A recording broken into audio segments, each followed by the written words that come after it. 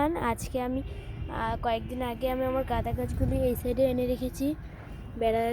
বেরিয়ে এসে দেখেছিলাম গাঁদাগুলোর ডাল ভেঙে গেছে, তাই ওগুলো ফেলে দিয়েছি। এখন দেখো একটাতে কলি এসে গেছে আর বাকিগুলো বড় হচ্ছে।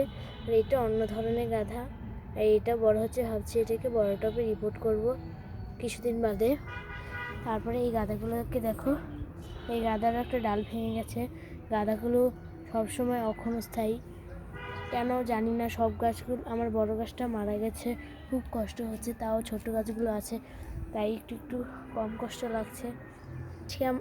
আজকে আমার বোনের গাছে একটা সাদা নীলকণ্ঠ ফুটেছে। ও দেখলে খুব খুশি হবে, কারণ এই গাছে ফুলই ফোটে না, তাই খুব কষ্ট পায় ও। আর দেখো, আমি এসে দেখতে পেলাম এই টবটা পড়ে গেছে, তাই আগের টবটাকে উঠিয়ে নিলাম। এটা প্রতিদিনই পড়ে যাবে। আমার মনে হচ্ছে যে এই লাঠিটার ভার, দেখো টপটা করটুক আর লাঠিটা করটুক, এই লাঠিটা ভারী টপটা পড়ে যায়। আর আমার মর্নিং গ্লোরি পাতাগুলো কেন জানি না হলুদ হয়ে পড়ে যায়, কিন্তু কলি আসছে না।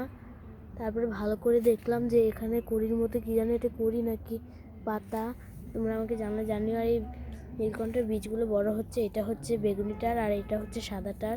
এই দেখো, এই যে এখানেও একটা ফুল ফুটবে কালকে, মাশাআল্লাহ।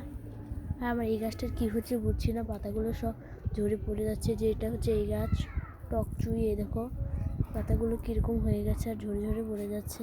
আমার লজ্জাপতিগুলো কিন্তু অনেকটাই বড় হয়ে গেছে, লজ্জা দিয়ে দিলাম একটু।